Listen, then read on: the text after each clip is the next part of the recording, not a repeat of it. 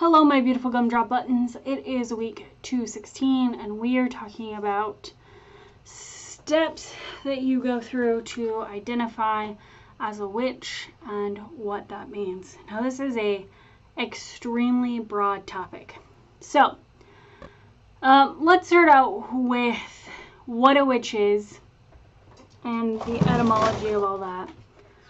To be a witch in modern day senses, you have to, as we've established over this week, practice witchcraft and/or identify as such. In historical preferences, being a witch considered a lot of things. So in Western culture, as I live in the United States, in the sense that it comes from the Bible.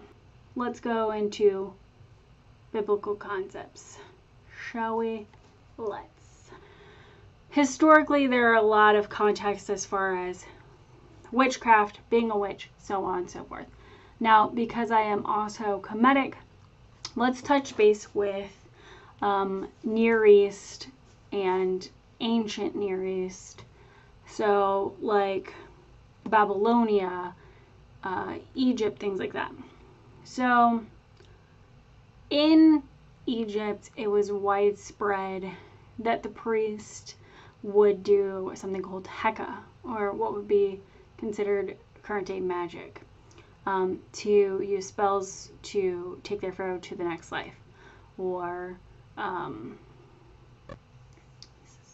spellcraft, things like that. Now, as far as I can tell from my research, that was confined to the priesthood. Now, other people believed that spellcraft and that was a true thing. Come on.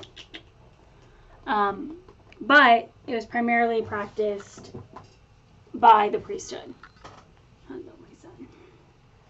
So in Abrahamic faiths, Christianity, Judaism, and Islam, something that gets tossed around frequently is the King James Version of the Bible, in which there is, I think it's Deuteronomy or Exodus, it's thou shalt not suffer a witch to live. Now, there's lots of discussion about these translations and whether they were transcribed correctly from Hebrew to Greek to Latin to English. It's a whole thing. So, witch in that specific verse originally comes from the Hebrew kashef or kashem, depending on the correct pronunciation. I don't speak Hebrew. I don't know what the correct pronunciation is. But basically, it's been translated to mean sorcerer. Now, as far as I can tell, there's some great debate as to whether or not that means poisoner or to take roots and alter them. There's also another train of thought that is about whether or not it's poisoner or whether or not it's anything to do with herbology, or whether or not it's altering, like part of the root could mean to alter the state, and whether that means illicit drugs or what exactly that means. And there is no real etymology as far as the true beginning of that word and what it means in common. In not only that language, it's unclear and ambiguous, but in its translations, they then had to pick whatever's closest. So in Greek, it becomes pharmakeia, I believe, which, you know, is the root word for pharmacy. So you would think that it would mean drugs or poisons, because it's generally what a pharmacy has. Apparently my cat really wants to be in this video. Oh God. So another thing that is pretty common as far as where I live in the Bible Belt when you're talking about witches or witchcraft is the Witch of Angora, which, if memory serves correctly, is the witch who uses necromancy and divination to tell, I think it's either Solomon or I think it's Saul, actually. My Christianity history is not as up to par as it used to be. So, in through the 14th century, there were manuals about whether if someone were to do herb crafting or divination or necromancy or other varieties of numerous things, they were considered a witch. Now, obviously, the Old Testament condemns it, and most of the New Testament translates the words into sorcery rather than witch and witchcraft. So it's sorcerer or sorcery in the New Testament versus the Old Testament, which I find interesting because I generally equivocate sorcerer to a nefarious act. So things that are considered witchcraft are divination, black magic, warding of the evil eye, amulets, casting, astrology. I mean, it's so many things. Now, you then get into modern witchcraft, which are things like hedge witches and sea witches and eclectic witches and Kemetic witches and traditional witches and ancestral witches. And I mean, if you can think of a box that could possibly created for some type of witch, somewhere there's someone using it. Now, let's get into what I think is the beginning steps to you considering yourself a witch. I guess I'm a little bit more judgmental than my other co-hosts because I tend to, oh my gosh, okay, yes, my love. I tend to think that you need to spend time studying history about what it is to be pagan, about the trials and tribulations of the pagans that came before you. That way you know the word that you are taking on, the box that you are prescribing yourself to. I think it's important to understand the history and the cultures and the connotations of all the other people who have ascribed to this, and kind of what that takes. I think a lot of people are very apt to slap pagan and witch and Wiccan in front of their own identifier. And I think that people do that haphazardly, and it creates problems for other people in the community.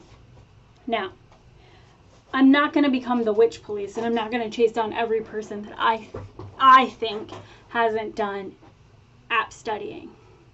Now, but what I am going to say is that you do yourself a disservice by just slapping that title on without recognizing and paying respect to the people who have held that title when it wasn't necessarily the easiest thing to do.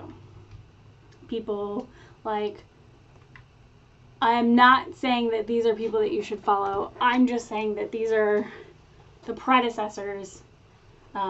So Gerald Gardner, Alexander Crawley, Alexander Sanders, Laurie Cabot, Margaret Adler, Scott Cunningham, Raymond Buckland. Like, these people were really the trailblazers, and some of them had to come some pretty interesting things as far as their community to subscribe to these beliefs. And then you have the second wave. You have, the YouTubers who were the first wave of pagan YouTubers, like Charming Pixie Flora, and may she forever rest in peace, Dee Chapman or Tiptoe Chick. And there are people who are not so loved in the community, like Silver Ravenwolf and Blue Fire, I think is her original YouTube name. I don't know if she's still around. All of those people had to overcome not only the things in their own life, but the things around them to become a trailblazer and really inspiration to those who have come after. And I think by watching 3 videos from, you know, Charming Pixie Flora or Annie or, you know, Lori Cabot, I think, has a YouTube channel, and reading 1 book by Silver Ravenwolf and calling yourself a witch, that doesn't do justice to the people who have spent their time and due diligence to research. So I can't say what is a good time for you to study, but most of the people who I've come in contact with in the, I've lost count how many years I have been in this community, say that once you've absorbed so much knowledge, you either feel like you're home, or you feel like this isn't quite right for you and you continue on your path.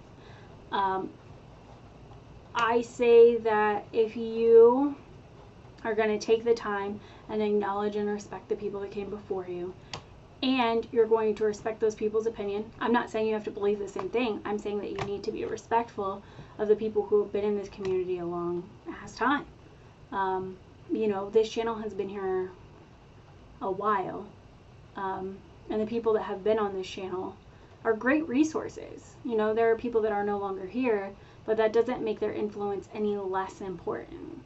I think if you're willing, like I said, to do the time, to do the research, to spend some time in reflection, and you still want to take on Pagan and Witch and tell people that you practice witchcraft, welcome to the team, I guess.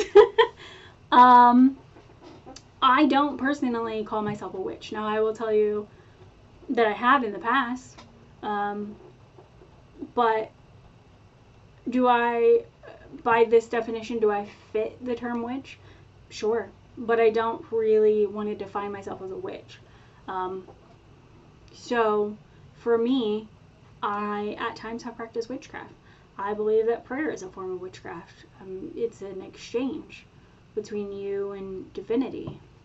I believe that journaling your intentions is a form of witchcraft because you're setting an intention out to deity, to the universe, whatever it may be.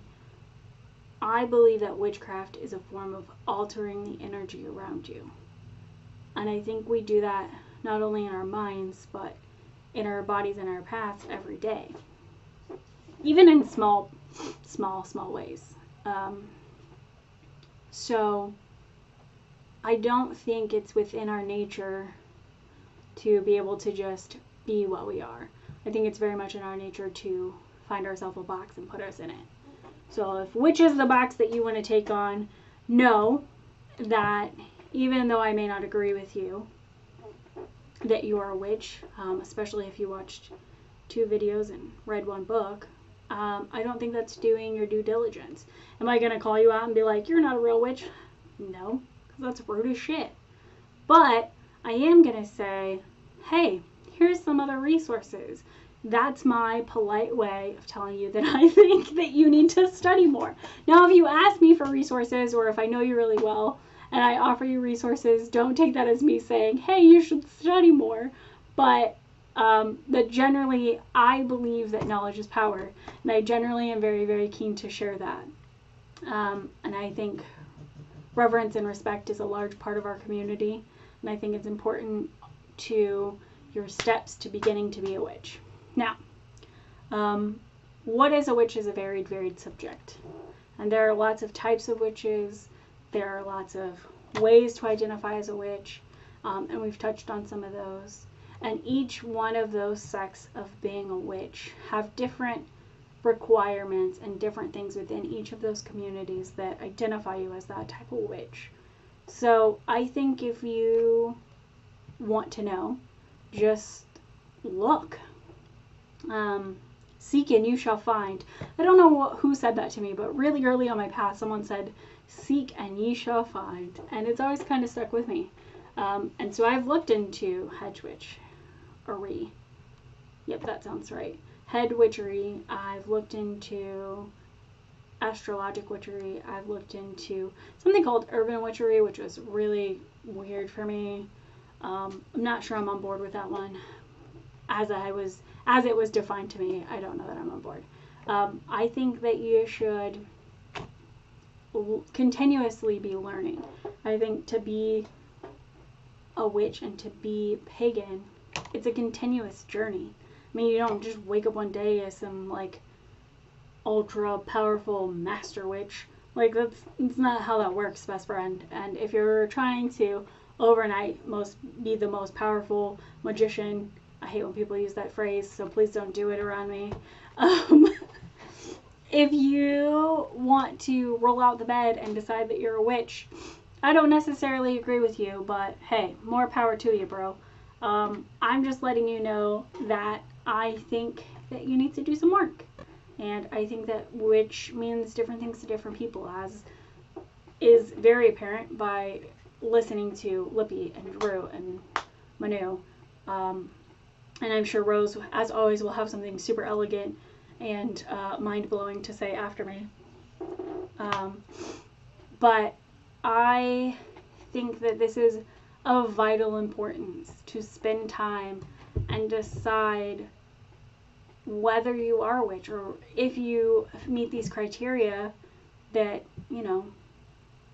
5 pagans are telling you fits their criteria for a witch, and you decide you don't want to be called a witch like I don't, then don't be a witch. Just let it be known what your preferences are.